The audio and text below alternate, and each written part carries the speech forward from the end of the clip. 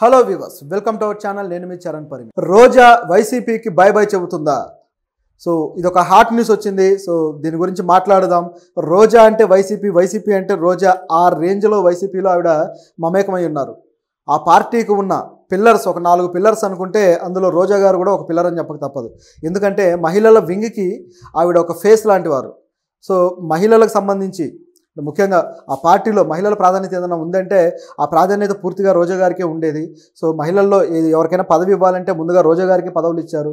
మహిళల్లో ఎవరన్నా మాట్లాడాలంటే ముందుగా రోజా గారు వచ్చి మాట్లాడతారు. సో ఈ విధంగా చూసుకుంటే మహిళలు అనే దానికి ఆవిడ ఒక పెద్ద ఐకాన్ లాగా ఆ పార్టీలో నిలబడి ఉన్నారు. అయితే ఆవిడ ఎప్పుడు లేడీస్ ఇష్యూస్ మీద మాట్లాడింది ఏం లేదు, కానీ ఆవిడ వాదాలు, వివాదాలు, మాటలు, పంచులు ఇవన్నీ కూడా ప్రతిపక్షాల నాయకుల మీద మాత్రమే ఉండేవి.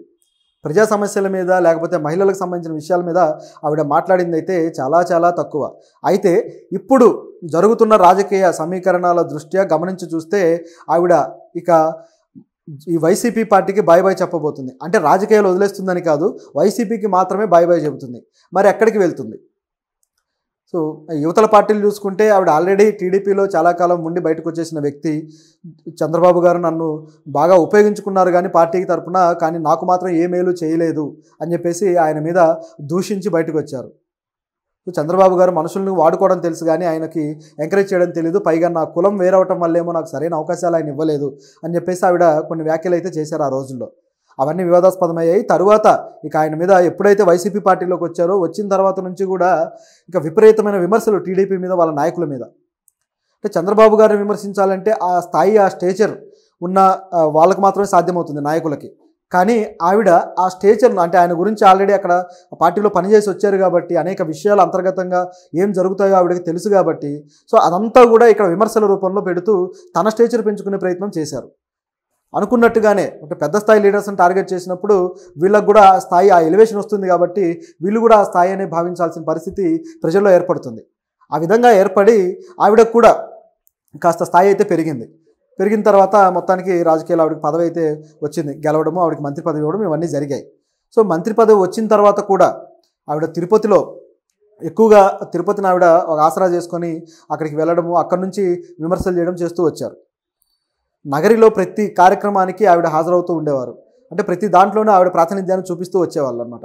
సో అంత చేస్తూ వచ్చిన వ్యక్తి, అది కూడా వైసీపీ పార్టీకి సంబంధించి చూస్తే ఎక్కడ అవకాశం దొరికితే అక్కడ జగన్ని పొగడ్డానికి ఆవిడ కేటాయించేవారు. జగనన్న అని చెప్పేసి, జగనన్న వల్లే ఇది జరిగిందని చెప్పేసి రకరకాలుగా. ఇప్పుడు అవన్నీ కూడా తర్వాత ట్రోలింగ్ అయ్యాయి అనుకోండి.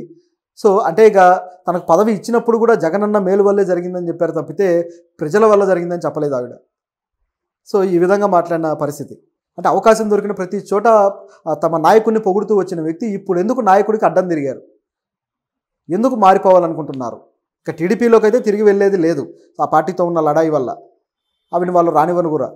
సో అంటే రాజకీయాల్లో పూర్తి స్థాయి శత్రువులు, మిత్రులు ఎవరో ఉండరు, మళ్ళీ ఎప్పుడైనా కలుస్తూ ఉంటారనుకోండి. ఇప్పుడు చంద్రబాబు గారే చూస్తే ఆయన గతంలో బీజేపీతో బాగా కలిసిపోయిన వ్యక్తి, ఆ తర్వాత బయటకు వచ్చి మళ్ళీ కాంగ్రెస్తో కలవడం, కానీ అప్పుడు గెలవలేకపోవడం వల్ల మళ్ళీ స్టాండ్ మార్చుకొని బీజేపీతో కలవడం, ఇట్లా నానా రకాల జిమ్మిక్లు అయితే చేశాడు. అదే పద్ధతిలో నాయకులు కూడా చేస్తూ ఉంటారు. కాసేపు ఈ పార్టీలో, కాసేపు ఆ పార్టీలో, ఈ జంపింగ్ జపాన్లు ఎక్కువే. అయితే ఇప్పుడు ఈవిడకి మాత్రం కొంతమందికి ఏంటంటే ఇక పూర్తి స్థాయిలో ఎండ్ కార్డు పడిపోద్ది అనమాట. ఆ పార్టీలో ప్రవేశం లేనంత స్థాయిలో వాళ్ళు నెగిటివ్ ఇమేజ్ తెచ్చుకుంటారు ఆ పార్టీ నుంచి. అట్లా టీడీపీలో ఆవిడకి అవకాశం అయితే లేదు. మరి జనసేనలో ఉంటుందంటే అసలే ఉండదు. ఇక పవన్ కళ్యాణ్ కనీసం ఆవిడ ఒక నాయకుడిగా కూడా గుర్తించలేదు గతంలో.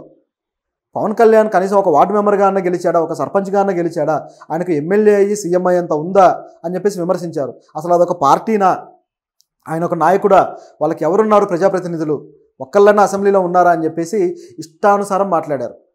ఆయన పెళ్ళిళ్ళ విషయంలో కూడా నిజానికి వ్యక్తిగత విషయాలు, వీళ్ళు సినిమా నుంచి వచ్చిన వాళ్ళు. సో వీళ్ళ వ్యక్తిగత జీవితాలన్నీ కూడా తెరిచిన పుస్తకాలే, అందరికీ తెలుస్తూ ఉంటుంది. దాంట్లో విమర్శలు చేసుకొని, ప్రతి విమర్శలు చేసుకొని అవమానించుకోవడం ఎందుకు? సో ఆవిడ సినిమాల కోసం ఆవిడ కూడా ఇంతకుముందు చేసిన క్యారెక్టర్లు కావచ్చు, అంటే నిజానికి కొద్దిగా సెన్స్లెస్ క్యారెక్టర్లు చాలానే చేశారు ఆవిడ. అంటే కమర్షియల్ సినిమాలో హీరోయిన్గా కొన్ని మంచి పాత్రలు కూడా చేశారనుకోండి, అది ఖచ్చితంగా మెచ్చుకోదగిందే. అయితే ఒక ప్రొఫెషన్లో ఉన్నప్పుడు అన్ని రకాలుగా జరుగుతూ ఉంటుంది, ప్రతి దాన్ని విమర్శించాల్సిన పని లేదు. ఇక ముఖ్యంగా వ్యక్తిగత జీవితం చూసుకుంటే ఆయన పెళ్ళిళ్ళ విషయంలోనూ, ఊరికే మహిళల విషయంలో పవన్ కళ్యాణ్ ఇట్లా అట్లా అని చెప్పేసి నానా రకాలుగా మాట్లాడారు. అది వ్యక్తిగతంగా తీవ్ర స్థాయిలోకి వెళ్ళడంతో ఆయన ఫ్యాన్స్ కూడా అదేవిధంగా ఆవిడ కౌంటర్ ఇచ్చారు. అయితే వాళ్ళ పార్టీ ఉన్నన్ని రోజులు ఆవిడకి ఏ సమస్య రాలేదు. పార్టీ ఎప్పుడైతే ఓడిపోయిందో ఇక అప్పటి నుంచి ఆవిడ ఇక బయట కూడా కనిపించలేదు. నగరిలో కూడా అనేక ఈవెంట్స్కి వెళ్ళే ఆవిడ అసలు నగరిలోనే ఎవరి ఇంటికి వెళ్లకుండా ఏమీ చేయకుండా ఇంట్లోనే ఉండి కాస్త రిలాక్స్ అయిన వీడియోస్ కూడా పెట్టారు. ఆ తర్వాత మళ్ళీ ఇటలీ వెళ్ళి అక్కడ కాస్త ఆవిడ చిల్అవుట్ అయ్యి రావడము, దాని మీద కూడా కొన్ని విమర్శలు వచ్చాయనుకుంటే అది వ్యక్తిగత జీవితం, అది విమర్శించాల్సిందేమీ కాదు. కాకపోతే రాజకీయాల్లో మనం కాస్త నోరు పారేసుకుంటే దాని ఎఫెక్ట్ అక్కడ ఉంటుంది.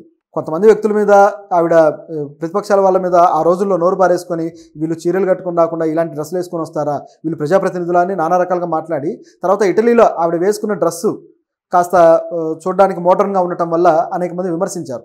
అది ఆవిడ పర్సనల్, ఆవిడ వ్యక్తిగత విషయాన్ని ఎవరు విమర్శించే హక్కు కూడా ఎవరికీ లేదు. ఆవిడకి నచ్చిన డ్రెస్ ఆవిడ వేసుకుంటుంది. కానీ ప్రజా జీవితంలో ఉన్నారు కాబట్టి అది కూడా ఇతరులను అదే పాయింట్ మీద విమర్శించడం వల్ల అది తప్పక అనివార్యమైన పరిస్థితులు ఆవిడ ఎదుర్కోవాల్సి వచ్చింది. కాబట్టి ఎదుటి వాళ్ళ వ్యక్తిగత ఆ డ్రెస్సులు కావచ్చు ఇవన్నీ కూడా వ్యక్తిగత విషయాలు. మరీ జుగుప్సకరంగా ఉంటే అనొచ్చేమో కానీ నిజానికైతే వాళ్ళ వ్యక్తిగత విషయాల మీద వేళ్లు పెట్టడానికి కూడా ఎవరికీ హక్కు లేదు. ఒక సేయింగ్ ఉంటుంది, మనకున్న స్వాతంత్రం అనేది ఎదుటివాడి ముక్కును తగిలేంత వరకే అని చెప్పేసి ఒక సేయింగ్ ఉంటుంది. అంటే మనకు నోరుంది కదా అని ఇష్టం వచ్చినట్టు మాట్లాడడం, ఇష్టం వచ్చినట్టు ప్రవర్తించడం కాదు. మనకంటూ ఉన్న వాక్ స్వాతంత్రాన్ని కూడా అదుపులో ఉంచాలి. ఎదుటివాడి ముక్కు అంటే వాడి బాడీ పార్ట్స్లో ముక్కు ముందుకు ఉంటుంది కాబట్టి దాన్ని తగిలేంత వరకే నీ స్వాతంత్రం ఉంటుంది. తగిలింది అంటే నీ స్వాతంత్రం ఇక పోయినట్టే, హరించబడినట్టే, ఎదుటివాడికి నువ్వు ఇబ్బంది కలిగించినట్టే అనే సేయింగ్ అనమాట అది. సో అలా వ్యక్తిగత విషయాల్లోకి వెళ్ళి వాళ్ళ ముక్కులు తగిలిస్తూ ఉంటారు. సో అది ప్రమాదకరం. చివరికి ఇదంతా చుట్టుకొని ఏమైపోయింది అంటే ఇప్పుడు ఈవిడ ఈ పార్టీ నుంచే బయటికి వెళ్లాల్సిన పరిస్థితి ఏర్పడింది. అంటే జగన్కి ఆవిడ మీద నమ్మకం పోయిన మాట ఒకటైతే ఇక ఈవిడ మళ్ళీ నెక్స్ట్ నగరిలో గెలవకపోవచ్చు, ఈవిడికి టికెట్ ఇవ్వాల్సిన అవసరం లేదు అని జగన్ ఆలోచిస్తున్నాడట. ఇవన్నీ ఆవిడకి ఆల్రెడీ ఇన్ఫర్మేషన్ వెళ్ళింది. సో ఆవిడ కూడా ఇక నగరం నుంచి మనం పోటీ చేస్తే ఎలాగో నెగ్గుకు రాలేమని ఆవిడ ఆలోచించి స్టెప్ అయితే మార్చుకోవాలి అని చెప్పి ఆవిడ ఆలోచనలో వేరే పార్టీలో అవకాశం లేదు కాబట్టి ఈసారి స్టెప్ ఎలా తీసుకున్నారంటే ఎవరు ఊహించని విధంగా తమిళనాడులో నిన్ననే విజయ్ ఒక పార్టీ పెట్టాడు, తమిళ వెట్రి కజగం అని. సో ఇప్పుడు ఈ పార్టీలోకి ఆవిడ వెళ్ళబోతున్నారట. ఆవిడ తమిళనాడులో కూడా స్టార్ హీరోయిన్, తమిళ భాష బాగా మాట్లాడతారు. సో తమిళ ప్రాతినిధ్యం ఆవిడకి బాగా ఉంది. ఒక రకంగా తమిళనాడుకి ఆవిడ కోడలు, ఆవిడ భర్త తమిళనాడు వ్యక్తే కాబట్టి ఆవిడకి అక్కడ ఉండాల్సిన ప్రాధాన్యత ఎప్పుడూ ఉంటుంది. సో ఆ ఇన్ఫ్లుయెన్స్ని అలాగే ఆవిడకున్న ఆ స్టార్డమ్ని ఉపయోగించుకొని ఇప్పుడు విజయ్ పార్టీలోకి వెళ్ళాలని ఆలోచిస్తున్నట్టు తెలుస్తుంది. ఎందుకంటే ఆవిడ విజయ్కి పేరుగా కూడా యాక్ట్ చేశారు గతంలో. సో దానివల్ల వాళ్ళకి మంచి ఫ్రెండ్షిప్ కూడా ఉంది. సో ఆవిడ వెళితే ఆహ్వానించకుండా ఏమీ ఉండరు. ఇక్కడ రాజకీయ జీవితం అక్కడికి ఏం ప్రస్తావనలోకి రాదు. పైగా వచ్చినా కూడా సమస్య ఏమీ లేదు.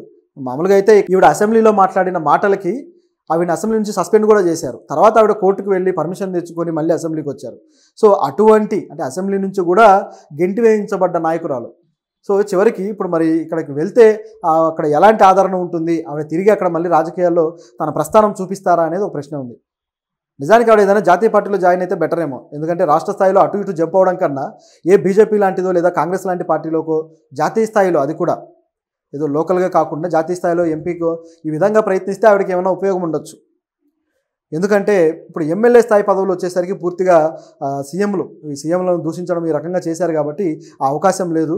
పైగా ఆవిడ ఆ నియోజకవర్గం నుంచి ఏదైతే తన వాల్యూ ఉందో దాన్ని కోల్పోయారు. కాబట్టి ఎంపీగా అయితే కొద్దిగా అవకాశం ఉండే ఛాన్స్ ఉంది. పైగా మంత్రిగా కూడా చేసిన వ్యక్తే కాబట్టి ఇంకాస్త ఒక ఫార్వర్డ్గా వెళ్ళిన ఫీలింగ్ ఉంటుంది. అదేవిధంగా కొన్ని పార్టీలకి ఇలాంటి నాయకుల అవసరం కూడా ఉంది. అయితే ఆవిడ కాస్త వ్యక్తిగత విషయాలు లేదా రాజకీయ కక్షలు ఇవన్నీ దృష్టిలో పెట్టుకొని మాట్లాడడం కాకుండా ప్రజల గురించి మాట్లాడినప్పుడు ఆవిడకి ఇంకా వాల్యూ పెరుగుతుంది. ఆవిడకి పర్సనల్గా ఇమేజ్ ఉంది కాబట్టి అది పార్టీకి కొంత ఉపయోగపడచ్చేమో. కానీ నాయకురాలిగా ఈవిడ చేసింది ఏమిటి? ఆవిడ మంత్రి పదవిలో ఉన్నప్పుడు కూడా ఏమీ చేయలేదు. కాబట్టి ఈ విమర్శలు కానీ ఇప్పుడు రాజకీయంగా ఈవిడ తెరలు మూసుకుపోవడం కానీ ఇవన్నీ జరుగుతున్నాయి. సో మరి ఆవిడ ఏం చేస్తుంది?